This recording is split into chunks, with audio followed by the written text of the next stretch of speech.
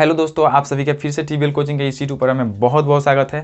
तो दोस्तों, आप थंबनेल देखकर अनुमान लगा लिए होंगे कि ये सेशन जो होने वाला है वो किस पे आधारित होने वाला है। जी हाँ दोस्तों, इस तरह के क्वेश्चन जो है काफ़ी आ रहे थे कि एग्जाम में हम लोग क्या क्या लेकर जाएँ, पासपोर्ट साइज फ़ोटो ले जाएँ या क्या मास्क ले जाएँ, सैनिटाइजर ले जाएँ, क्या क्या ले जाएँ।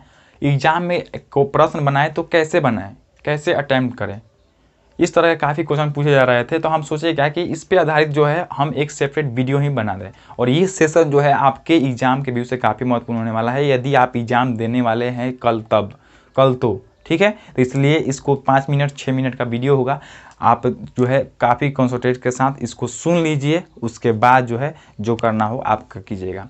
तो my dear, first of all आपको क्या क्या ले जाना है वो आपको देखना है। आपको सबसे पहले मास्क, ये काफ़ी अनिवार्य चीज़ है, ठीक है, मास्क।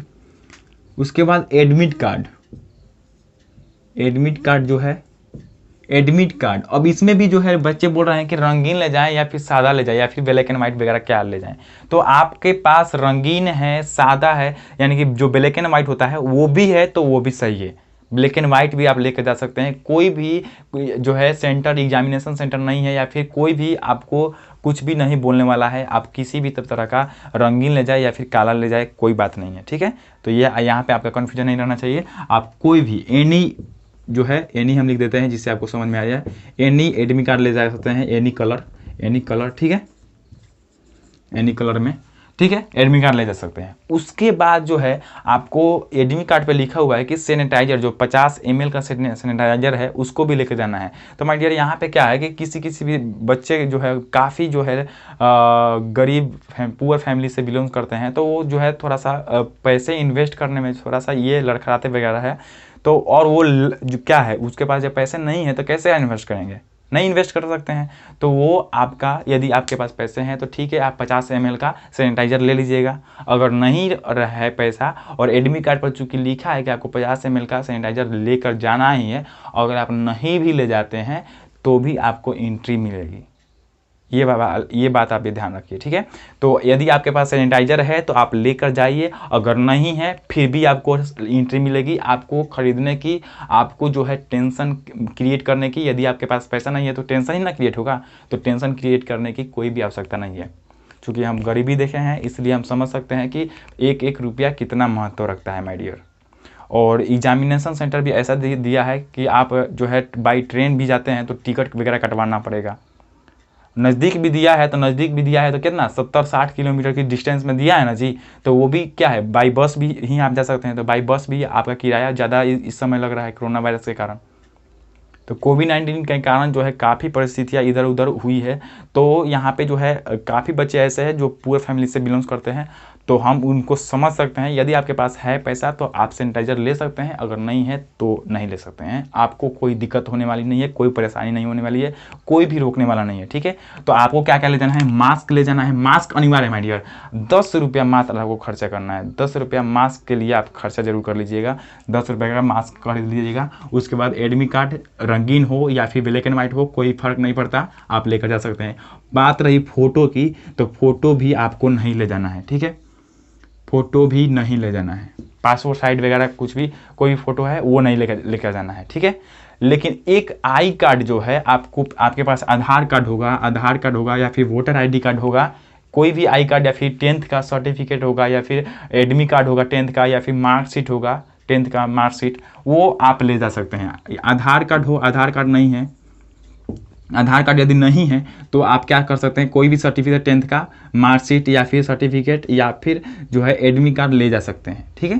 तो आपके पास आधार कार्ड है तो सही है, और नहीं है तो नहीं है, नहीं भी ले जा सकते हैं। आप दूसरा भी चीज़ ले सकते हैं, यानी कि कोई भी एनी जो है आई कार्ड होना चाहिए, कोई भी आई कार्ड होना चाहिए आपके पास, या ये आपका अनिवार्य है। तो ID आपको लेकर जाना है, यानी कि किसी भी कोई भी ID, एनी ID आपको जो है कंपलसरी है, आपको ले जाना है एनी ID। आधार कार्ड तो आई होप, हम आशा करते हैं कि आधार कार्ड सबके पास होगा, तो आधार लिख देते हैं, इससे आपको समझ में आ जाए। आधार कार्ड आपको लेकर जाना है, ठीक है, आधार कार्ड। फोटो की बात आई तो फोटो आपको नहीं ले जाना है, तो आपको क्या क्या ले जाना है, मास्क ले जाना है, एडमिट कार्ड ले जाना है, एनी आधार कार्ड ले जाना है, कोई भी आधार कार्ड हो वगैरह हो या फिर वोटर ID कार्ड हो ले जाना है। एडमिट कार्ड रंगीन हो या फिर ब्लैक एंड व्हाइट हो, कोई फर्क नहीं पड़ता है, आप ले जा सकते हैं किसी भी प्रकार का। फ़ोटो नहीं ले जाना है, ठीक है। अगर है तो ले लीजिएगा, ऐसे में ले लीजिएगा, सही रहेगा। तो फ़ोटो का कोई अनिवार्य नहीं है। आप यानी कि पासपोर्ट साइज, कितने बच्चे बोल रहे हैं कि पासपोर्ट साइज फ़ोटो लगेगा क्या है सर, तो passport size my dear photo अभी नहीं लगेगा। जब आपका काउंसलिंग होगा तो काउंसलिंग के समय जब आपको बुलाया जाएगा उस समय जो है फॉर्म भरते समय आपको पासपोर्ट साइज फ़ोटो लगता है, ठीक है। तो उसको संभाल कर रखिएगा, वहाँ पे जरूर लगेगा। और आप यदि हमारे से जुड़े हैं, हमारे इस चैनल से जुड़े हैं, तो कंपल्सरी ये ज़रूरी है, कंफर्म है कि आपका जो है काउंसलिंग होगा और उसमें आपका पासपोर्ट साइज फ़ोटो लगेगा ही लगेगा, ठीक है। तो इतना आप जान गए कि क्या क्या लेकर जाएं। तो मास्क हो गया, एडमिट कार्ड हो गया, यानी आधार कार्ड हो गया,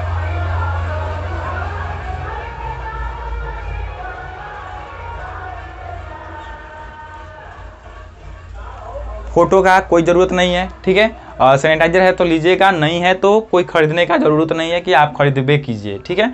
अब बात हुआ माय डियर कि प्रश्न कैसे बनाएं। काफ़ी महत्वपूर्ण टॉपिक जो आपको ये जानना काफ़ी अनिवार्य है कि प्रश्न कैसे बनाएं। तो माय डियर प्रश्न जो है बनाना है वो आपको जो है स्टेप वाइज बनाना है।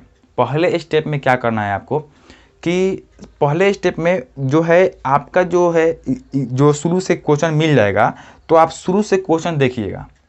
जो जो क्वेश्चन 100% जो है आप क्लियर समझ रहे हैं और क्लियर आंसर पिक कर पा रहे हैं, यानी कि उसका आंसर दे पा रहे हैं, उसको जो है आंसर देकर गोल घोरे को जो आपका OMR सीट होता है उसको अच्छी तरह से भर लीजिएगा। जो भी आपका 100% श्योर आंसर होगा उसको आप बना लीजिएगा, ठीक है। बना लीजिएगा। अब 150 क्वेश्चन होगा ना, 50 का आपका मैथ, 50 का साइंस और 50 का जीके। तो इस तरह 150 होगा। तो जब आप 150 क्वेश्चन तक घूम कर आ जाइएगा, यानी कि एक बार में गए और जो जो क्वेश्चन आपको कंफर्म आया वो आप आंसर पिक किए और आप OMR सीट को रंग दिए, ठीक है। अब 150 क्वेश्चन तक आने के बाद अब आप क्या कीजिएगा, देखिएगा, काउंट कर लीजिएगा कि आपने, सॉरी दोस्तों, काउंट कर लीजिएगा कि आपने जो है कितने कंफर्म क्वेश्चन को सॉल्व किए। उसको कौन जो है काउंट करके अपने हाथ वगैरह, ये हाथ है ना, यहाँ पे हैंड पर, यहाँ पे भी आप लिख सकते हैं। तो यहाँ पे लिख लीजिएगा कि कन्फर्म कैसे, कन्फर्म करके आप उसके सामने लिख दीजिएगा कि 50 गो कन्फर्म माने हैं, 60 को माने हैं, कि 70 को माने हैं, 80 गो, 90 गो, 100 गो, जो भी हो आप यहाँ पे काउंट करके लिख दीजिएगा कन्फर्म, पहले स्टेप में।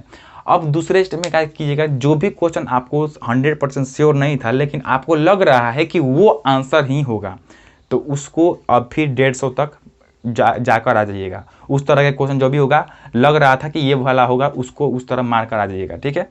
अब जो है उस तरह का जो है अनकन्फर्म लिखिएगा या फिर कंफर्म नहीं है, ठीक है। कंफर्म नहीं है लिखकर उसके सामने लिख दीजिएगा कि इतना हम लोग कंफर्म नहीं है लेकिन हो सकता है वो वाला आंसर किए हैं, तो वो वाला भी आप लिख दीजिएगा अपने हैंड पैड वगैरह। एडमिट कार्ड पर मत लिखिएगा माय डियर, हम बार बार आपसे क्या बोल रहे हैं हैंड पर लिखने का, इसलिए क्योंकि एडमिट कार्ड पर आप नहीं लिखना है। एडमिट कार्ड पर आपको कुछ भी नहीं लिखना है। जो आपका एडमिट कार्ड 1 पेज का होगा ना, उस पे उसके पीछे या फिर आगे कुछ भी नहीं लिखना है, ठीक है, क्योंकि वो आपके काउंसलिंग के समय लगता है। इसको संभाल कर रखिएगा, ये काफ़ी इंपॉर्टेंट फैक्ट है माय डियर, बात है, इसको याद रखिएगा। आपको एडमिट कार्ड पे कुछ लिखना है वगैरह नहीं करना है, ठीक है। तो वो आपका काउंसलिंग के समय जो है उसका यूज पड़ता है, तो उसको उस समय जो है आपको प्रॉब्लम क्रिएट हो सकती है, तो आपको उस पर नहीं लिखना है, इस पर लिख लीजिए। अब जो है अनकन्फर्म जो भी क्वेश्चन था आप उसको लिख लिए यहाँ पे, ठीक है। अब क्या करना है, जो कंफर्म है ही नहीं, आपके दिमाग पे उसको, वो क्वेश्चन आप कभी लाइफ में देखे ही नहीं है, ठीक है। अब उसको, उस क्वेश्चन की बात हो रही है, तो थर्ड स्टेप में आपको उसी क्वेश्चन को देखना है। अब उस क्वेश्चन को देखना है और उसको तुक्का मारना है। तुक्का ऐसे मारना है, अब तुक्का कैसे मारेंगे, जैसे 4 गो ऑप्शन है, ये ए हो गया, एक ये हो गया और ये एक हो गया और एक हो गया, 4 गो ऑप्शन हो गया। और अब ये 4 गो ऑप्शन वाला कैसा क्वेश्चन का ऑप्शन है, वो ऐसा क्वेश्चन का ऑप्शन है जिसके बारे में हमको कुछ पता ही नहीं, उस क्वेश्चन के बारे में हमने कभी सुना ही नहीं, उस तरह के क्वेश्चन है। तो उसमें क्या करना है, आपको ऑप्शन देखना है। अब ऑप्शन में देखेंगे कि इस ऑप्शन में कौन सा ऐसा जो है ऑप्शन है जो चारों में से भिन्न लग रहा है। भिन्न का मतलब कि अलग लग रहा है, यानी कि 3 गो लगभग आपका सामान मिल रहा है, 3 गो लगभग आपका सामान मिल रहा है, लेकिन एगो थोड़ा सा तीनों से अलग है। तो उस तरह का जब आपका ऑप्शन मैच कर जाएगा, उस तरह का आपका ऑप्शन दिखेगा, उसी को डायरेक्ट आप आंसर पिक कर दीजिएगा। चूँकि आपको इस एग्ज़ाम में निगेटिव मार्किंग नहीं है, इसलिए हम इस तरह बता रहे हैं कि आप तुक्का भी मारिए। क्यों? क्योंकि निगेटिव मार्किंग नहीं है और नहीं रहता है, ना पॉलिटेक्निक में रहता है, ना ITI में रहता है, दोनों में आपका निगेटिव मार्किंग नहीं रहता है। तो आपको तुक्का भी मारना है। कैसे? जो भिन्न होगा उस तरह। अब इस तरह जो है करके आप 100 भी जो क्वेश्चन है उन सारे क्वेश्चन को सॉल्व कर सकते हैं। तो इस तुक्का, ऐसे तुक्का मारे होंगे तो लगभग आपको मान लेते हैं कि 20 क्वेश्चन का जो है ऐसे क्वेश्चन है जो आपको पल्ले पड़ ही नहीं रहा है, तो उसका तुक्का मारे हैं 20 को, तो 20 को में लगभग आपको 7-8 भी क्वेश्चन का जो है आंसर तो सही आएगा ना। तो इस तरह मारिएगा। तब अगर इसी तरह जय माँ सरस्वती, जय हनुमान जी, जय बजरंगबली, जय शंकर भगवान, इस तरह करके मारिएगा तो इस तरह तो गलत हो जाएगा, इस तरह तो नहीं हो पाएगा। लेकिन यहाँ पे जो है, यहाँ पे सांस्कृतिक दृष्टि से नहीं देखना है, आपको यहाँ पे माइंड लगाना है और दिमाग लगाकर ये देखना है कि इसमें भिन्न कौन है। भिन्न दिखेगा तो उसको कलेक्ट कर देना है और उसी को आंसर के रूप में देखना है। ठीक है, तो इस तरह जो है हम लोग को आंसर करना है सारे क्वेश्चन को।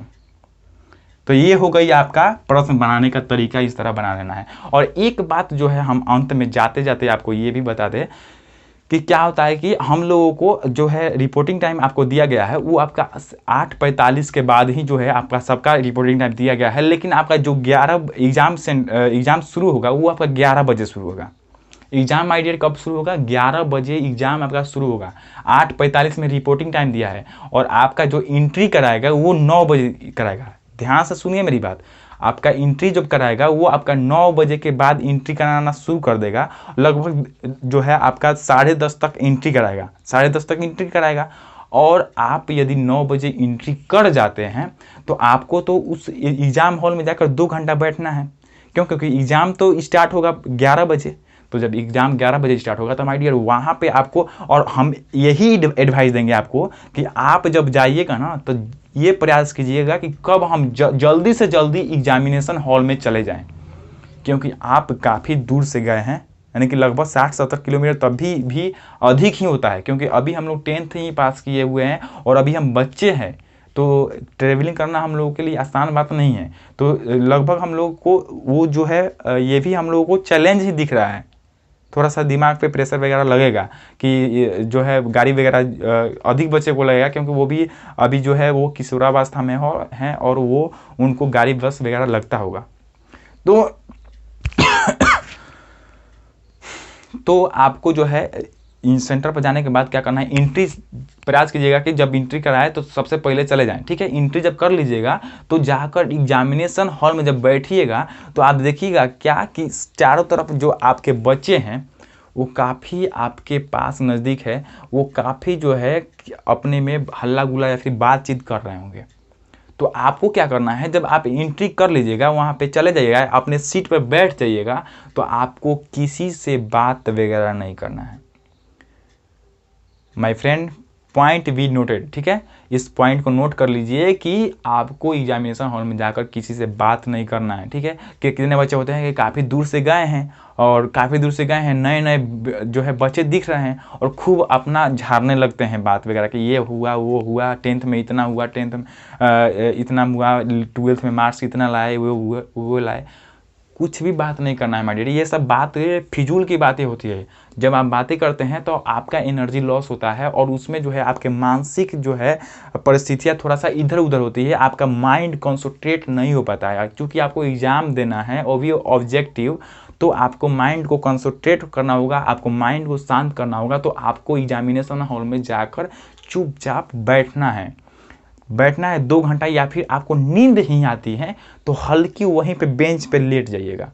लेटने का मतलब क्या कि जैसे ऐसे बैठकर ऐसे बेंच पे ऐसे कर लीजिएगा और आंख मूंद लीजिएगा, आंख को बंद कर लीजिएगा और गहरी सोच में पड़ जाए, सोचने लगेगा, अंदर ही अंदर बातें सोचिएगा कि हमने क्या पढ़ा है, कैसे पढ़ा है, अपने बारे में ही सिर्फ सारे जो भी फैक्ट वगैरह मैथ पढ़ा है या फिर साइंस पढ़ा है या फिर जीके जीएस जो भी पढ़ा है वो सारे चीज़ें याद कीजिएगा। वही सारे चीज़ें माइंड में आपने एब्जर्व रखिएगा और उसी के बारे में सोचिएगा जो भी सोचना होगा वो। और या फिर नींद आती है तो वहाँ पे थोड़ा देर लेट जाइएगा। कोई भी एग्जामिनेशन जो है आएगा, एग्जामिनर ही आएगा तो आपको मारेगा थोड़ी, आपको जगा देगा, मारेगा तो नहीं। तो या फिर कोई बच्चे ही होंगे, यदि आपका एग्जामिनर आ गया पेपर बांटने वगैरह, तो आपको गहरी नींद लग गई है, तो कोई बच्चा है वो आपको जगा देगा, लेकिन आपको किसी से बात नहीं करना है माय डियर। या हमारी हाथ जोड़कर आपके प्रार्थना है कि किसी से बात मत कीजिएगा, अपना एनर्जी लॉस मत कीजिएगा, वहाँ पे पूरे कंसंट्रेट होकर अपना माइंड को संतुलन में लाइएगा और जो है एकत्रित कीजिएगा अपना माइंड को। जब आप एकत्रित कीजिएगा उसके बाद जो है आपको एग्जामिनर पेपर वगैरह लाएगा और आप उसको सॉल्व कीजिएगा, तो आप अच्छी तरह से कंसंट्रेट होकर उस समय सॉल्व कीजिएगा और आप जो आंसर पिक कीजिएगा वो सटीक आंसर पिक कीजिएगा और हमारे बताए गए जो है नियम के द्वारा ही आंसर पिक कीजिएगा। फर्स्ट स्टेप में क्या कीजिएगा, फर्स्ट स्टेप में जो कंफर्म है 100% श्योर है उसको पिक कीजिएगा। उसके बाद सेकेंड स्टेज में क्या करना है कि जो लग रहा है उसको कीजिएगा। और थर्ड स्टेप में जो तुक्का मारना है, तो तुक्का में क्या करना है, ऑप्शन को देखना है और ऑप्शन में जो भिन्न लगेगा, अलग लगेगा, उसको आंसर के रूप में पिक करना है। तो चलिए अब यहीं पे इस सारी बातें को क्या एंड करते हैं। इसके बाद भी जो है आपको कोई कन्फ्यूजन वगैरह है तो कमेंट बॉक्स में बोलिए, हम उसका रिप्लाई जरूर देंगे। या फिर यहाँ पे हमने आपको एक जो है नंबर दे रखा हुआ है कि कोई भी किसी भी प्रकार का प्रॉब्लम वगैरह क्रिएट हो तो आपको इस नंबर पे कॉल नहीं करना है। क्या करना है माय डियर, कॉल नहीं करना है। इस नंबर पे आपको नॉर्मल आप मैसेज कर सकते हैं या फिर इस नंबर पे व्हाट्सअप कर दीजिएगा। ये मेरा माय डियर पर्सनल नंबर है, क्योंकि मैं भी पढ़ाई वगैरह करता हूँ तो मैं भी डिस्टर्ब रहता हूँ। तो अगर आप इस नंबर पे जो है मैसेज वगैरह करते हैं तो हम मैसेज देखकर उसका रिप्लाई देंगे। अगर अधिक जो है अर्जेंट है और आपका मैसेज हम नहीं दे पा रहे हैं तो वहाँ पे जो है आप कॉल कीजिएगा। लेकिन माय डियर एक इंसानियत के नाते आप सोच कर रखिएगा कि क्या इस नंबर पे कॉल करने लायक मेरा प्रॉब्लम है। यदि आपका प्रॉब्लम इस नंबर के कॉल करने लायक होगा तभी कीजिएगा, अन्यथा आप उस कितना भी बड़ा प्रॉब्लम होगा, अगर यदि आप मैसेज करते हैं नॉर्मल मैसेज या फिर व्हाट्सअप मैसेज तो भी हम उसका रिप्लाई देंगे। ओके, तो अब यहाँ पे हम अपना बात जो है जो भी है का इंड करते हैं। इसके बाद जो भी कन्फ्यूजन वगैरह है इस नंबर पर सेंड कीजिए या फिर कमेंट बॉक्स में ज़रूर बोलिएगा, ठीक है, उसका हम रिप्लाई देंगे। ओके, तो चलिए मिलते हैं अब एग्ज़ाम के बाद एनालिसिस में मिलेंगे। चलिए धन्यवाद, जय हिंद।